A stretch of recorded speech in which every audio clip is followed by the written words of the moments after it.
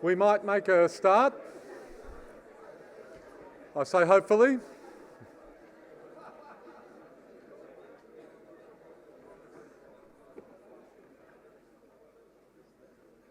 So this is the first session that deals with the theme of the conference about decentralisation, and we have two contrasting speakers, contrasting in terms of their disciplinary backgrounds at least, and both of them are very frequent speakers at the Indonesia Update over many years. Professor Anne Booth, Professor of Economics from SOAS in London, and Dr. Marcus Mietzner from the Department of Political and Social Change. So I know you have the outline, the abstract of Anne's talk, so I'll just hand over to her, and each speaker will speak for 20 minutes and then we'll allow 20 minutes for question and answer. Thanks very much. Well, it's a great pleasure to be back. Actually, I haven't been a particularly frequent speaker. I think the last time I actually spoke at an update was in 1999, when, of course, the theme was very much the consequences of the crisis, both political and economic. What I've been asked to do today is to give a very brief overview of the debates about decentralisation, and indeed the broader debates about Indonesia's constitution, which really began probably during the Japanese occupation, if not even earlier, and really continued right down until 1999. As many of you will know, certainly the historians among you, during the Japanese occupation, two quite distinct views emerged about an appropriate constitutional setup for an independent Indonesia. Scholars like Dan Lev, among others, have written about the debates which occurred between Supomo on the one hand, Muhammad Yamin on the other.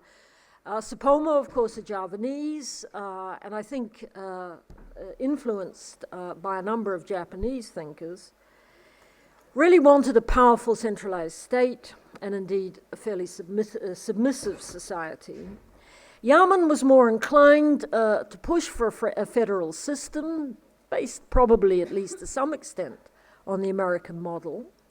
Other Sumatrans, Hatta perhaps, probably also tended to agree that this would be more appropriate. But as Dan Lev, among others, have pointed out, few Indonesians at that time, either in the legal profession or indeed in the wider community, understood American federalism. The Dutch themselves, of course, had run a pretty tightly centralized system. They had created 3 provinces in Java in the interwar period, but these provinces didn't really have much in the way of powers, certainly not powers to tax and spend. And of course, after 1945, in the bitter struggle that emerged between the Dutch and the independence forces, the Dutch set up a federal state, which really, in the eyes of many Indonesians, certainly many Indonesians who supported independence, discredited the whole concept of federalism. It was seen very much as a divide and rule tactic to weaken the nationalist movement. Well, what happened after the final transfer of power in late 1949? A provisional unitary constitution was adopted in 1950. The government realized it would have to create local government, provincial and also local government units outside Java, where really none had existed before. Sumatra was carved up into 3 provinces, North, Central and South Sumatra, Kalimantan, Sulawesi, Maluku and the Lesser Sundas, that's Bali, West and East Nusa Tenggara, each became one province. Now this caused much resentment. Bitter feelings that promises had not been kept. Of course, I think this was particularly strong among the Achinese. However, there was at this time only one overtly separatist movement. This was the attempt on the part of particularly a group of Ambonese to set up a Republic of the South Moluccas, the Republic Maluku Selatan. But that didn't, of course, work. Gradually, over the 1950s, more provinces were created. By the time of the first census in 1961, there were 22 provinces, including, of course, Irian Barat, which hadn't at that time, sovereignty at that time had not been transferred from the Dutch. It was very clear over the 1950s that there were a range of grievances on the part, particularly of the provinces outside Java. I think they were very well summarised by Herb Feith in his classic book, Decline of Constitutional Democracy. This is a straight quote from Feith. Over the whole period which followed the formation of the unitary state, it was a crescendo of demands from the provinces and regions. Provincial spokesmen denounced Jakarta for not giving them enough autonomy. They castigated it for its cumbersome administrative procedures, for the fact that governmental leaders in the regions had often to fly to Jakarta for approval of really quite minor decisions of policies. And they criticised the central government for the supervision which it exercised over their affairs through the Pamong Praja, representatives, governors, residents, regents, and so on. Above all, they reproached the centre for not giving them enough money. Now, of course, it was clear that political power lay in Java, or probably more correctly lay in the central government in Jakarta. But the outer islands produced most of the export revenue. Now, already in the late colonial period, the proportion of total exports by value coming from Java had fallen. Of course, this was the result of the emergence of crops such as rubber, palm oil, particularly in Sumatra, and also, of course, the emergence of the petroleum sector. By the early 1950s, Java was probably only producing about 15% of all exports by value. This was at least partly the result, of course, of the demise of sugar exports, which had been important. Even outside Java, export production was concentrated in only a few provinces, particularly North and South Sumatra and East Kalimantan. Well, what was to be done? The whole issue of regional finance was subject to a detailed investigation by a committee set up, I think in probably 54 or 55, was chaired by Muhammad Nazrun, who was a senior official in the Interior Department. And they came up with a list of proposals. The proposals were complex. Douglas Powell, in his book Financing Economic Development, the Indonesian Case, he argued that, in fact, the Nasrun proposals neither simplified the tax structure nor attacked the issue of complicated bureaucracy. However, they did lead to a law passed in 1956, Law 32. This made some concessions to the regions over the division of income and foreign trade taxes. Also, some taxes were assigned to the regions, but by and large, as Powell and others pointed out, these were taxes that were never really going to raise much revenue. The implementation of the law was slow, and of course, after 1959, with the return to the 1945 Constitution, the powers of both the central and the regional parliaments were drastically curtailed. However, Powell himself, who did quite extensive fieldwork, particularly in Sumatra through the 1950s, he argued that the lower levels of government had in fact been quite active, particularly in raising revenues locally for the construction of facilities which local populations really wanted, schools, health clinics, and so on. Very often these were taxes levied in kind rather than money. People were asked either to contribute labour or materials. As far as the central government taxes were concerned, the more complicated ones, such as the income tax, were obviously demanding in terms of administrative time, really only collected in the largest cities. And of course, towards the end of the 1950s into the 1960s, inflation began to accelerate, the exchange rate became more and more unrealistic, more and more overvalued, and this, of course, also affected central government revenue collections. By the early 60s, the tax to GDP ratio was extremely low. Now, of course, beginning in the late 50s, there were several regional rebellions in both Sumatra and Sulawesi. I think it's important to stress, for the most part, the rebels, or at least their leaders, didn't want the breakup of Indonesia. What they really wanted was a less centralized system and more power given to the regions. Some of you may know the excellent biography Audrey Kane published last year of Natsia, which gave some fascinating detail on the attempts that he and, of course, several others who had fled to Sumatra to draw up a new constitution. But Natsia himself, his views, I think, were not widely held even by the rebel leaders close to Natsia, such as Syafruddin Prawiranegara. Several of these leaders were rather wary of the whole concept of federalism and wanted to keep a more tightly centralized state. Be all this as it may, of course, the rebellions by and large failed.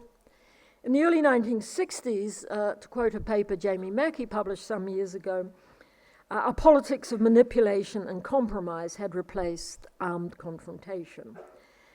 Mackey used the term de facto federalism, and I think there's a certain amount of truth in that. What tended to happen, particularly in the major export-producing regions in Sumatra and Kalimantan, you really had a delinking of these regions from the center, and of course smuggling became widespread, and indeed many regional military and indeed civilian leaders were involved in smuggling. At the same time, because of the collapse of central government's authority in the regions, there was little money available for the rehabilitation of infrastructure or indeed for new projects. I think one can see the entire decade from 1958 to 1968 as being marked by a steady deterioration in infrastructure, roads, irrigation systems, and so on.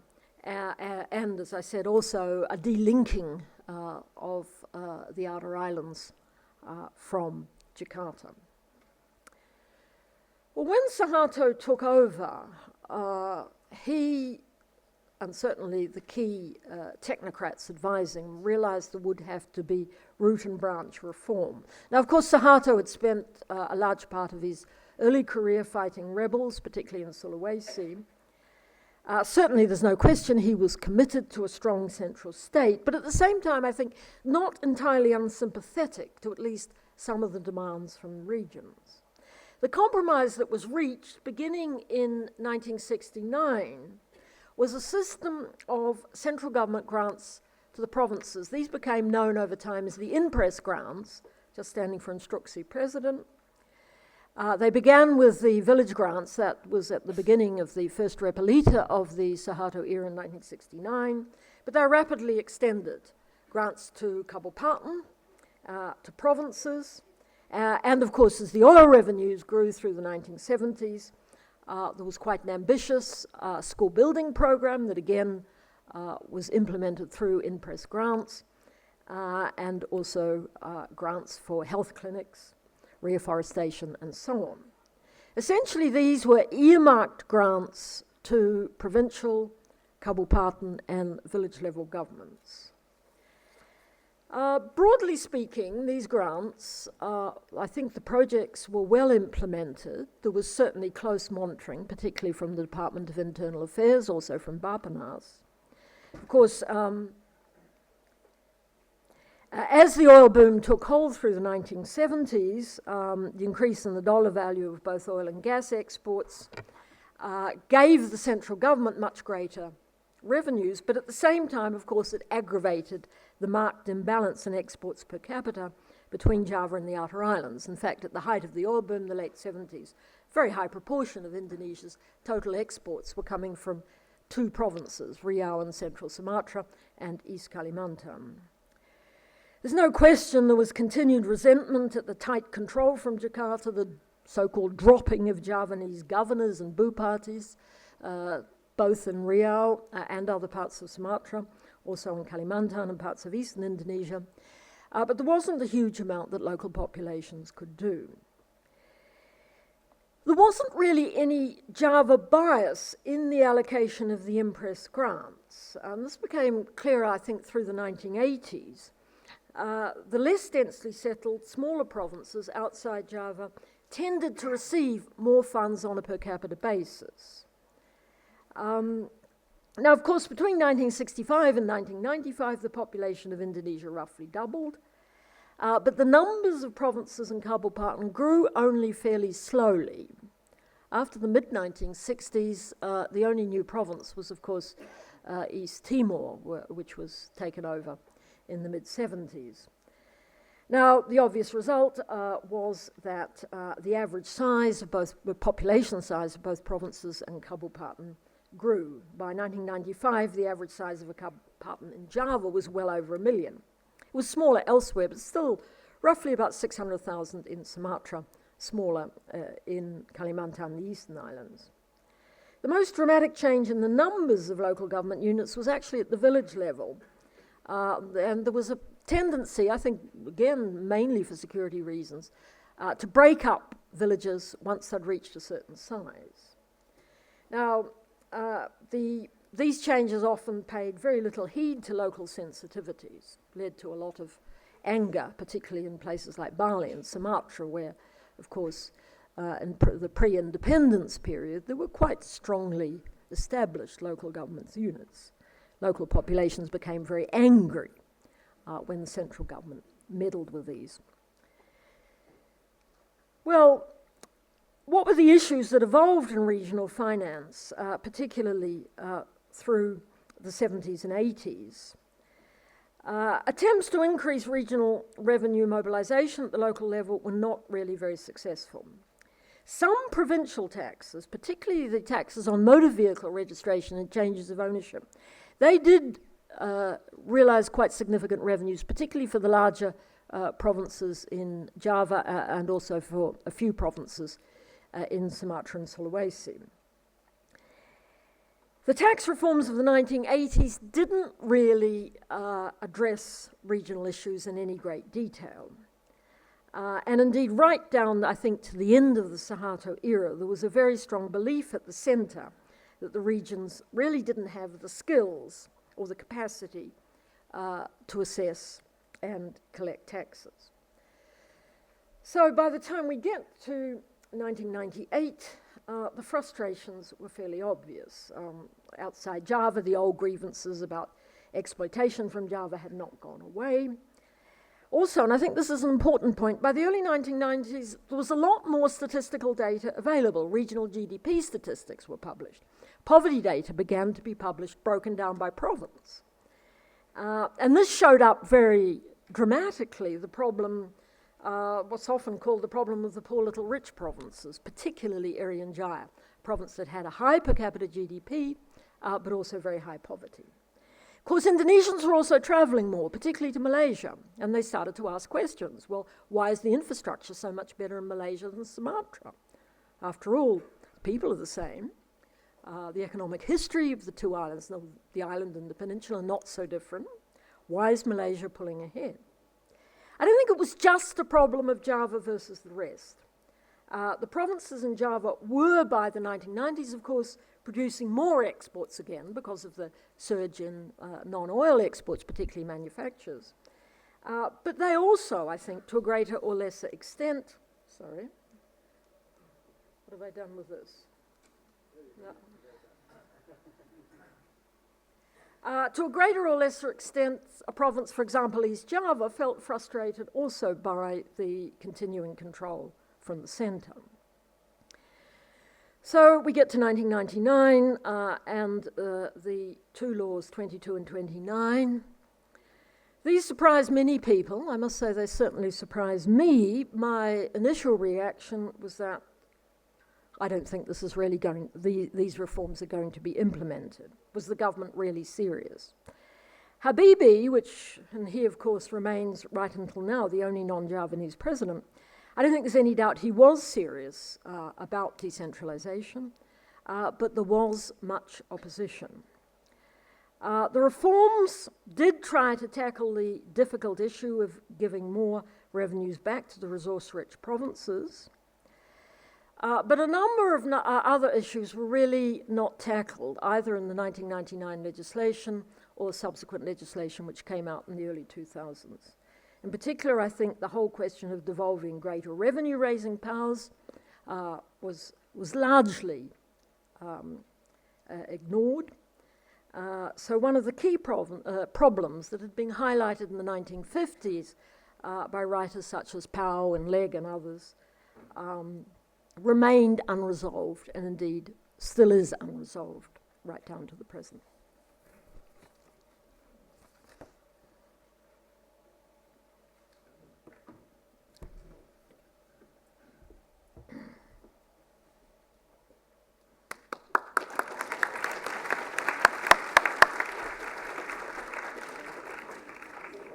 Thank you very much, Anne. And obviously people taken in with a very thoughtful presentation and go.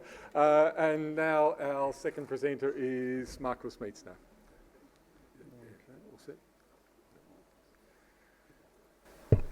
All right, thanks very much, Greg. Given the time constraints, I'll go right to it. This is what I'm going to talk about today. First of all, I'm setting the scene, decentralization and the Indonesian nation state. Then I go into some areas that explain the reasons why decentralization, I believe, has worked in Indonesia and why the nation state in Indonesia has survived despite all of the pressures that were upon it during the regime change in 1998. Then I'll talk about one of these reasons. First of all, the popularity of decentralization in post-Suharto Indonesia. That's something we shouldn't be taking for granted. Then I'll talk about the renaissance of local identities, which feeds into that popularity of decentralization. Then I talk about decentralization and the expansion of the state. Fifthly, then local elections, and especially the cross-constituency cooperation that these elections have fostered, and also about the emergence of alternative leadership, and then finally some conclusions from all of these factors. Now, I think it's important to set the scene for the emergence of decentralization in Indonesia after Suharto's fall. Now, all over the world, there are different reasons why states engage in decentralization. For instance, in China and Vietnam, these reasons have been mostly related to economic modernization programs. In Brazil, South Africa, and Mexico, decentralization was launched in the process of post-authoritarian transitions. Then we have decentralization as a result of post-conflict healing, Cambodia, Rwanda, and Uganda being examples here. But there are very few examples, in fact, where a state as under pressure as Indonesia, in the midst of a serious political and economic crisis in 1998 and 1999, launched a decentralization program in order to secure its own survival. At the time, and I suppose many of you still remember that, in 1998, 1999, if you look at the literature about the Indonesian transition, there were lots of writings about concerns that Indonesia would break up, that Indonesia would follow in the footsteps of Yugoslavia and the Soviet Union, that it simply would not be able to keep this vast archipelago together without the authoritarian leadership of Suharto. Now this is the context in which decentralization was launched. It was launched primarily as a policy to respond to the threat of disintegration. That all was done despite the knowledge that decentralization leads to certain negative side effects. Indonesians were not naive about this. They knew their literature, and they knew what the literature was saying about negative side effects of decentralization. Eaton, Kaiser, and Smoke, for instance, say decentralization is mixed at best in terms of realizing many of the stated objectives of reform, meaning there's actually not much that we can see in the statistics that leads to an improvement of the quality of governance. Secondly, it leads to increasing regional inequality. Podholm has written about this. Thirdly, it produces wasteful spending. It benefits the elite rather than the poor. Mohud has written about this. And we also see, of course, decentralization empowering the already powerful at the local level. And finally, we see also decentralization of corruption. So all of that was not foreign to those who designed Indonesian decentralization in 1999. And of course, and I'm sure we'll hear about that in the next 2 days, Indonesia has experienced most, if not all, of these phenomena. Now, all of these 5 negative side effects that I just mentioned are clearly visible in Indonesia. But that's, for me, not, in fact, the surprising outcome of decentralization in Indonesia. The surprising outcome for me, and the much more fascinating outcome, is that despite all of these deficiencies, Indonesian center-periphery relations are arguably more stable today than at any other point in Indonesian history.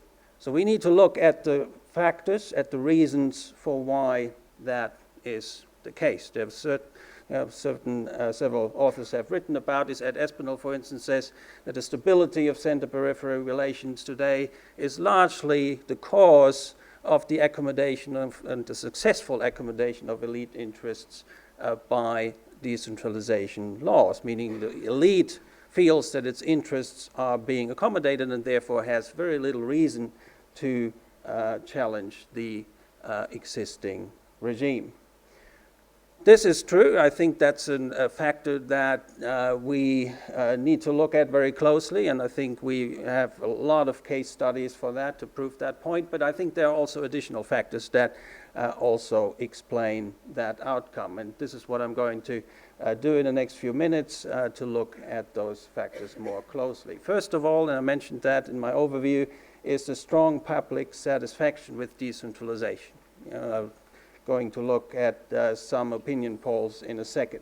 Then the flourishing of local identities, which then, of course, subsequently feeds into the increasing popularity of decentralization in Indonesia. Then we have also, equally important, the increased level of state penetration, the expansion of the state rather than its withdrawal, as a lot of skeptics of decentralization would have predicted, and then also very careful electoral engineering. So now to my first point here, and again, this is not something we should be taking for granted. That is the support for decentralization, despite all of the corruption, despite all the waste, despite all of these negative side effects of decentralization. So once again, I just want to emphasize that point. I'm not going to dispute any of these factors. In fact, I believe they're not surprising and they are almost universal in decentralization programs. But the surprising fact here is that it has led to these kinds of results in opinion polls. Here's a result from LSE, that's from 2007, where Indonesians were asked this very simple question: are you in support of decentralization or are you opposed to it? And 73% said we endorse decentralization, only 27% say that they reject it. Here's another opinion poll that shows the satisfaction rates, the net rating, with local government officials. And you can clearly see that, in fact, the lower you go in terms of the bureaucratic hierarchy, the more popular local government officials are. So village officials leading clearly in front of sub-district heads, then district heads, province heads, and so on. It clearly shows that Indonesians are, by and large, satisfied with the leadership they receive at the local level. Now again, the challenge now is to explain that. Why do we see, on the one hand, such overwhelming evidence for the corruption and the inefficiency that happens at the local level, but then on the other hand see such great levels of support for decentralization in opinion polls? One thing you could do, of course, is looking at economic data, and since I'm not an economist, I look at the Human Development Index. which shows very clearly, in fact, that decentralization has brought benefits for the regions. You see a clear increase in the Human Development Index throughout Indonesia's provinces, but mostly in those outside of Java. And you also see that the gap between the outer islands and the capital of Jakarta in terms of the Human Development Index has been decreasing significantly. So that's one thing you could look at. But I'm arguing here that the more compelling answer probably lies in areas that are not quantifiable, and these are some I'm going to introduce now. And one, I believe, is the renaissance of local identities. So beyond all of the economic statistics you could look at and try to find out why Indonesians actually enjoy decentralization, you could look at areas like local identities that were allowed to flourish once again after 1998, after having been suppressed for much of the post-independence period in Indonesia. And the popularity of this renaissance, this flourishing of new local identities, can, I think, only be understood if we contrast it with the political reality that existed under Suharto. Anne has just mentioned a few of these facts under Suharto's rule, how he viewed decentralization, but of course there were these two very important laws, Law number 5, 1974, and number 5, 1979, which basically standardized local government across Indonesia. It was no longer possible for local communities to express their special local identity through differing systems of local governance. Suharto in 1974 basically imposed a Javanese system of village administration on the entire archipelago. We also had, of course, Javanese and Sundanese officials ruling much of Indonesia at the time. I looked at the statistics. There were 73% of all provinces were run by Javanese or Sundanese officials for at least one term, and 50% for at least 10 years. And there were some provinces outside of Java who had Javanese control for the entirety, not only through out the new order, but in fact before that as well under Sukarno. So this is the background that you need to have in order to appreciate this new flourishing of local identities after decentralization was launched in Indonesia after Suharto's fall. Here you see how politically the landscape of Indonesia has diversified radically after Suharto's fall. This is, of course, the election results, 1999, 2004, 2009. If you had election results before that time, of course, the landscape would be completely yellow. Now you obviously see the difference in color, and that is of fundamental importance for the particular regions. They can express their various political, cultural, and social preferences, not only at the ballot box during national elections, but during local elections as well. So a highly fragmented political map. Also the dominance of Javanese and Sundanese officials over non-Javanese provinces has been reduced. In fact, by 2013, there's only one Javanese governor outside of Java, and that is in North Sumatra. In fact, last year there would have been none, but because in the most recent election in North Sumatra, an ethnic Javanese who was actually born in Java won that election. There has been an incredible diversification of political choice. Citizens can elect personnel for 11 political institutions in up to 7 different polls in a 5-year cycle. And of course, that has, in some circles, led to electoral apathy. But overall, Indonesians enjoy that broad range of choices, and long suppressed local identities re-emerged.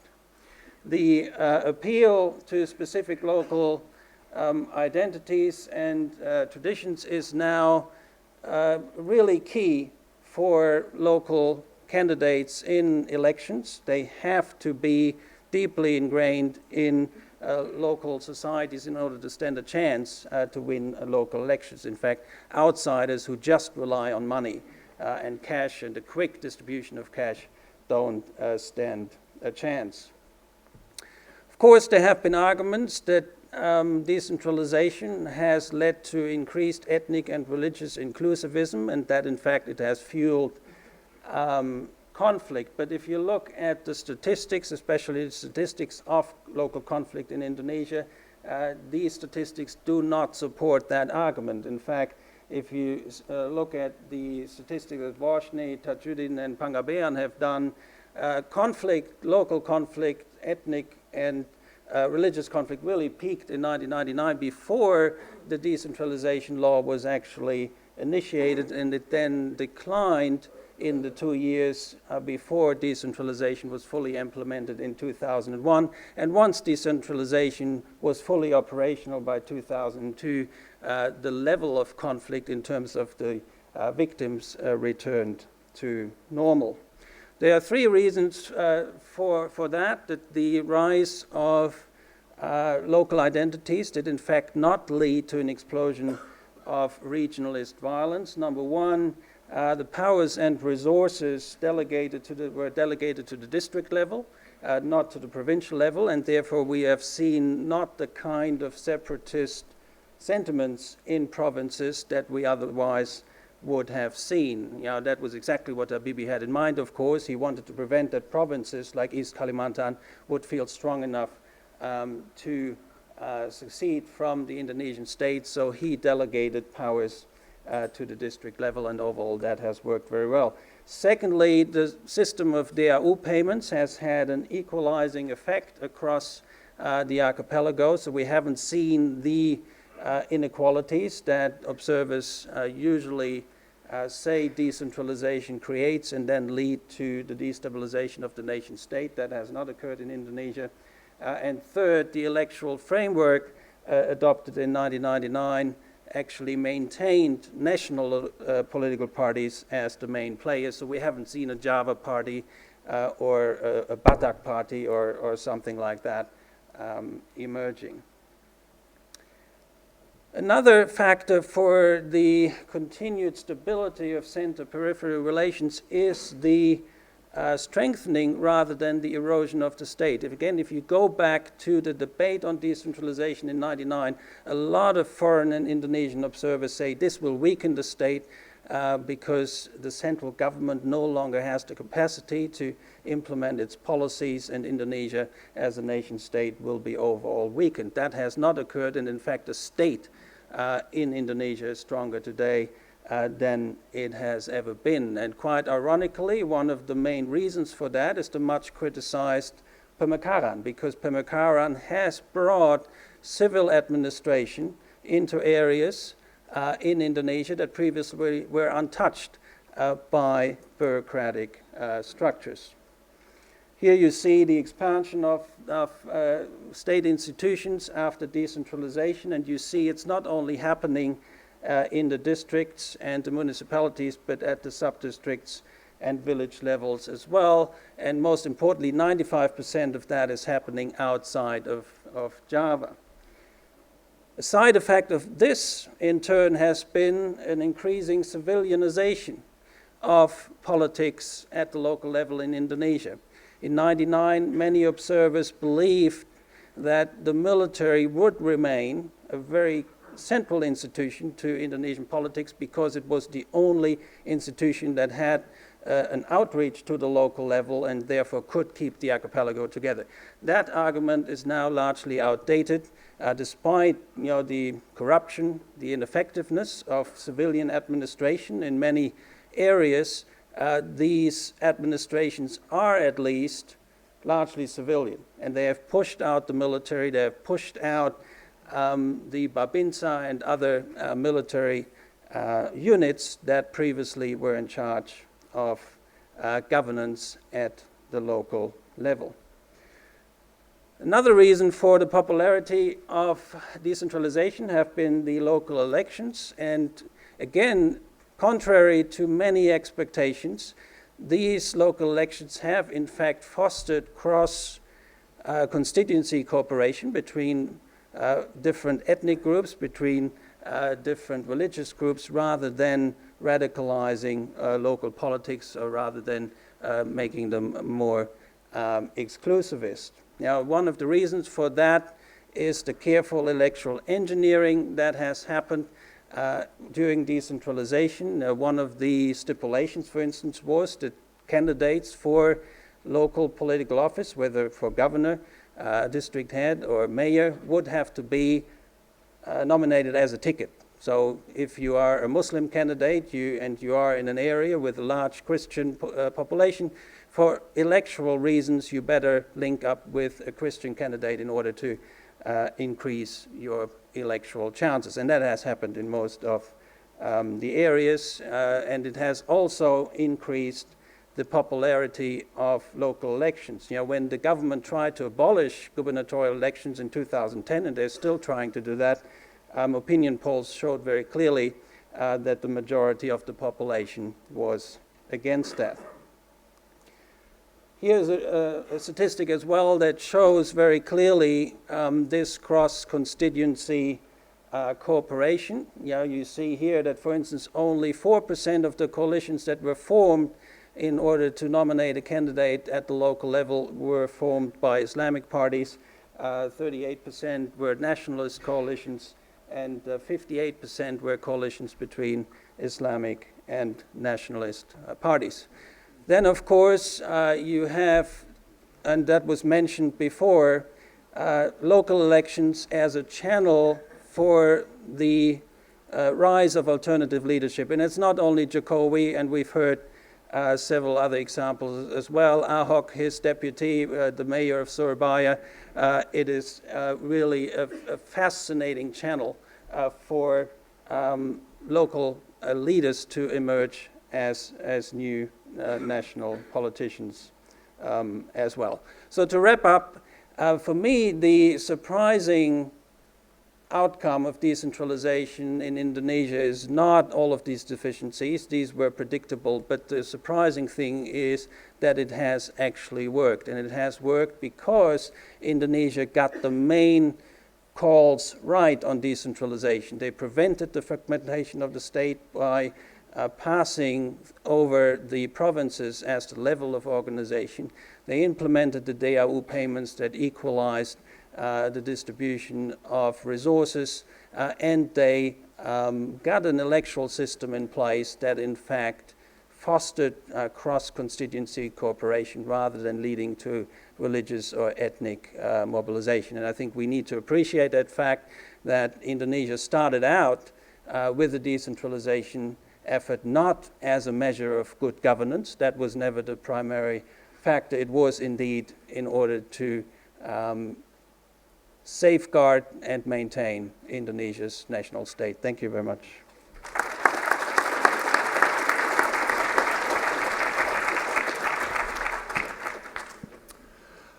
Okay, time for questions and comments. I'll take them in batches of 3, please. Beginning with Sydney, then Tony, and perhaps one over this side.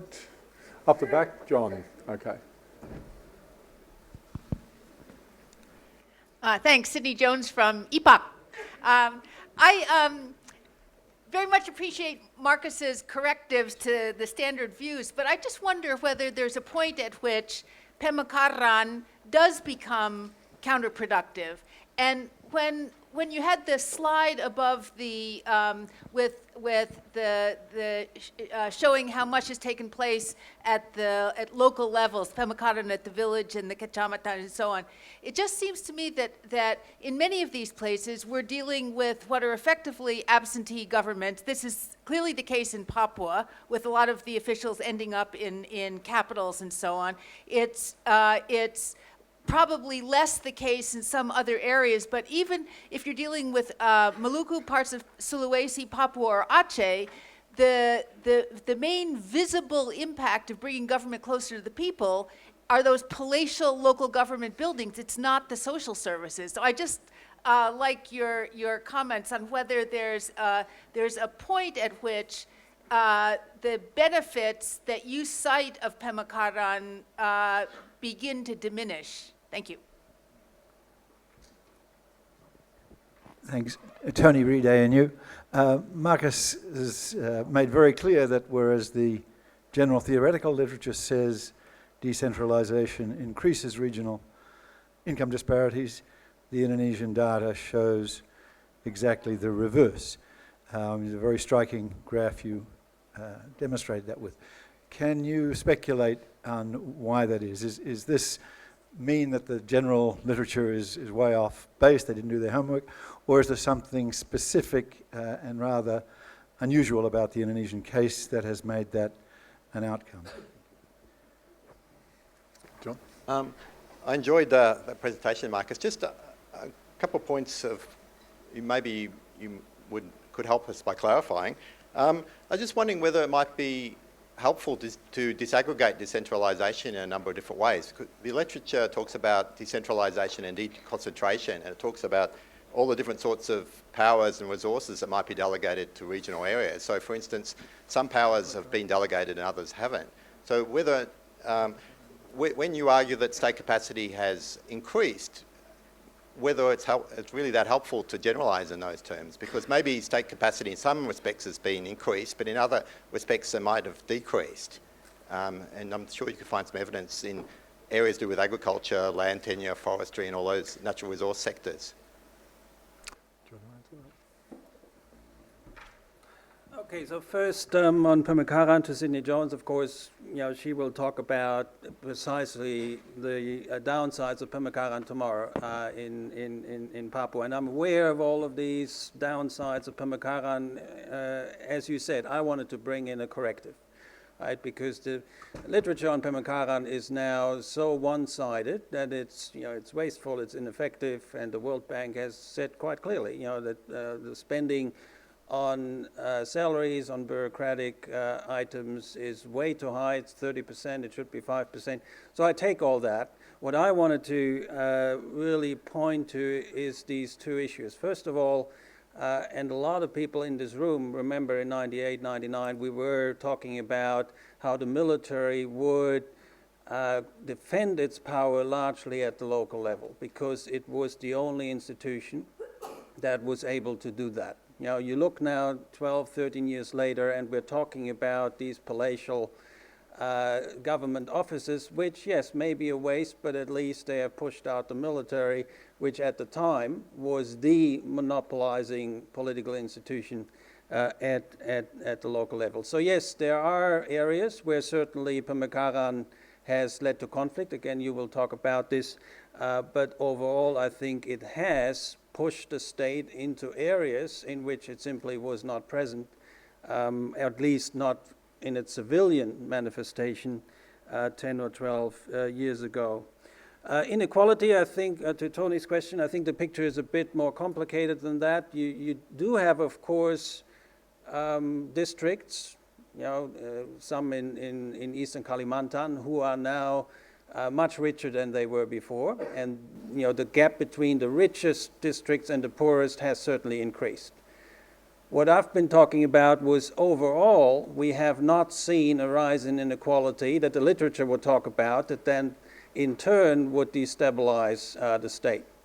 And again, the World Bank has done studies on that it is largely the DAU payments that have achieved that basically if you have not enough regional income, the central government will compensate you for that. So if you're a poor province, if you're a poor district, there's a formula that makes sure that you're not starving, basically. Right? So inequality, I think, has risen between, and there have been statistics that show that I think the richest district is like 500 times richer than the poorest, and that's different from the pre-decentralization area, but overall the equalizing effect has been pretty clear.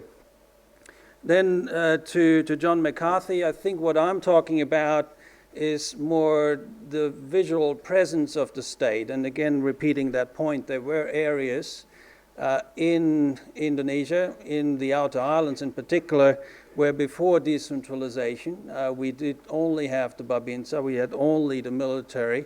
Otherwise, these areas were untouched by what I would call the state, and we certainly will have to make a differentiation as well between the central government and the state, because the literature always confuses that. You know, it may be, of course, and that has happened, that the central government has lost power, and that was the whole point of decentralization, but the state, as defined by Migdal, has increased its presence, has penetrated areas that previously were not subject to any civilian bureaucratic structures. Thank you. Next batch of 3 questions, particularly if there are any questions for Anne. So if you could raise your hands. Yes, one here. Another 2. Budrus. And third one. Well, let's begin with you. Sorry. Oh, thank you. My name is Yogi Fidatama from University of Canberra. I think I would like to address this question for both of the presenter.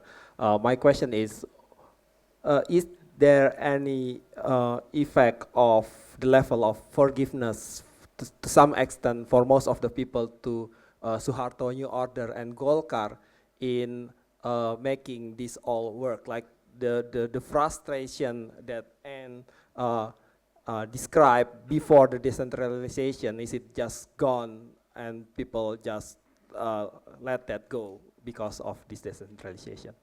Okay, thanks. Thank you. Budrus. Okay, Badrus from Deakin University. Question is about to Marcus. That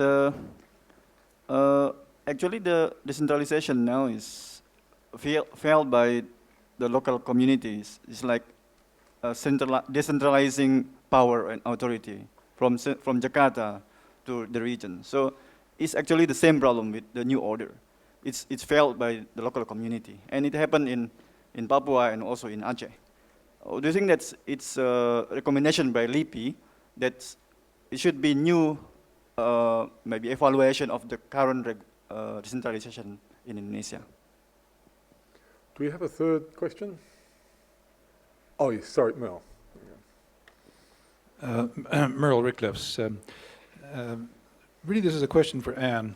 I want to ask, historians shouldn't speculate about the future, except in conferences. And it's possible to look at this issue historically and say that the Dutch, during the revolution, discredited the idea of federalism at the sort of level of larger governments and so on. Suharto discredited the idea of extreme centralization.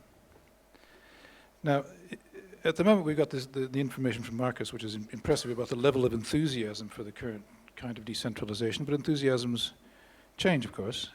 People were very enthusiastic about some of the elements of the Suharto government early on, and then became certainly much less so. So let us speculate. What happens if, with the corruption and the inefficiency and the expenditure, as Sydney says, on grand buildings and so forth, if as a result of that, at some stage, the enthusiasm for this model of decentralization also declines, with federalism discredited, centralization discredited, this level of extreme decentralization discredited, what model of government does Indonesia choose next?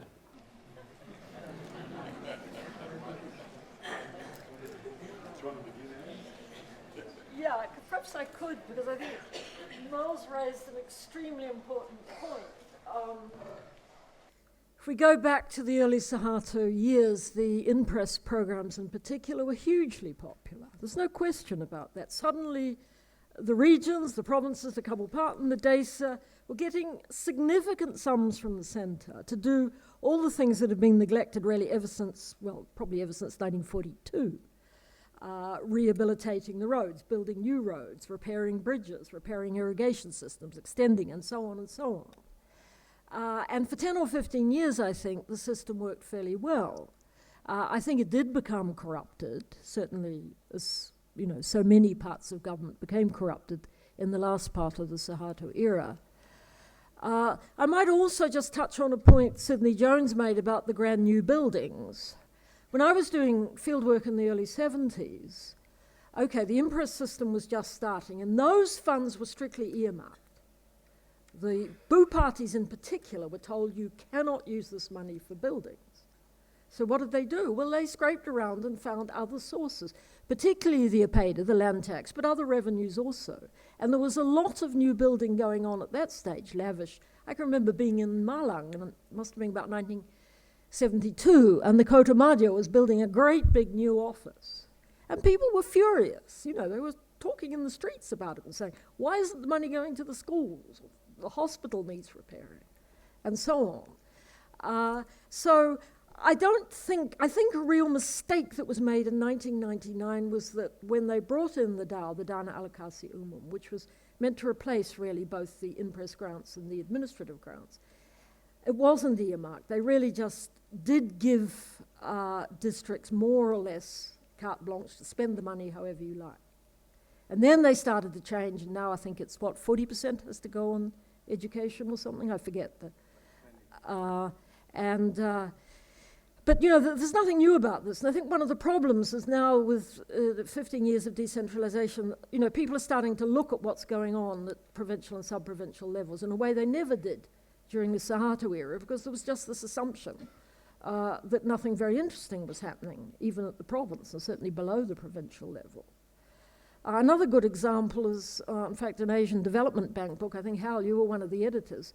It had a chapter on decentralization. Shock, horror. I went to Sulawesi and I found they were levying taxes on the transport of goods.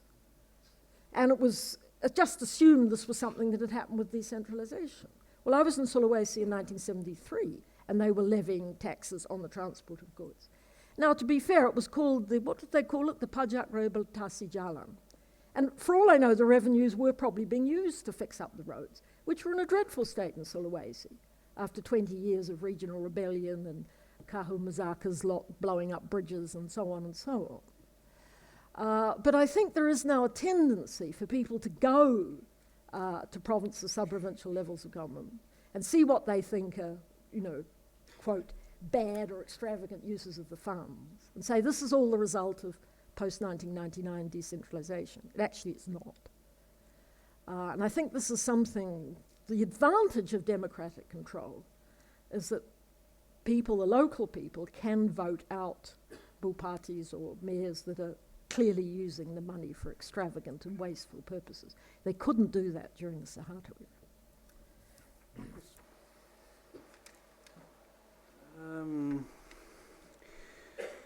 On Bartros's question proposed by Lipi to reform decentralization, I'm actually quite concerned about any idea to reopen this entire package because that has been tried before, and it usually is in order to re-centralize, right? So once the decentralization package was drafted, was finalized in '99, as soon as it was passed, the counterattack already started. The military, Golkar, some other conservative forces at the time immediately said we need to re-centralize that. Now under Megawati, there was the first attempt to do that. That was pushed back by governors and by the district heads because they, of course, don't want to let go of the powers that they have. And under SPY, the same thing happened. So at the moment, I think we have a pretty good equilibrium between what the central state wants and what the districts and the provincial governments want. So I wouldn't be so naive to think that whenever we reopen this whole thing and have a new reform that the outcome would necessarily be better. I think the trend would be back to the central state. To Merle's question and also addressing the popularity of decentralization, I think we should not, misread press reports about people being unhappy with the latest, lavish government building getting up. We shouldn't misread that for general dissatisfaction in the population. And in fact, one of our main failures as scholars, I think, has been to read why people actually do like decentralization. In my paper, I quote some of these examples where there was a study on health policies in various areas where the scholars clearly believed that this was a bad policy, but then they ran a poll And surprise, surprise, the population actually liked the health policy in that particular area, to which the scholar simply responded, we have no explanation for this. And the poll numbers are weak, they are incomplete. I think we need to look beyond these kinds of things, and there are clearly, and Anne has mentioned that, just the reason, just a factor, just the circumstance that Indonesians now can go to the ballot box, and again for 11 different institutions can decide whether they like or dislike the incumbent. I think that in itself has created a channel through which Indonesians can express their dissatisfaction with the system. And as we've seen, they have made quite extensive use of that power. In the first round of elections between 2005 and 2010, the incumbency turnover rate was 40%. Now it has decreased, and it has decreased because incumbents have become smarter. Incumbents now throw free health care, they throw free schooling at the electorate, and they're being rewarded for that in elections. You can call that electoral populism, but that's what democracy is all about. So to Merle's question, I don't think there is a sort of third way in that regard. I think we do have this equilibrium now. And reading what the district heads and the provincial governors have been saying over the last 3 years, they would put up a lot of resistance to any attempt to re-centralize, and they would even do that if somebody like Prabowo became president and tried that. So I'm pretty sure that what we have at the moment will stay in place for the foreseeable future. Thank you, Marcus and Anne. That's all we have time for in this session. Before we thank our speakers, I'll ask you to stay in your seats because the next session continues straight on after this one. But will you join me in thanking both Marcus and Anne for excellent presentations?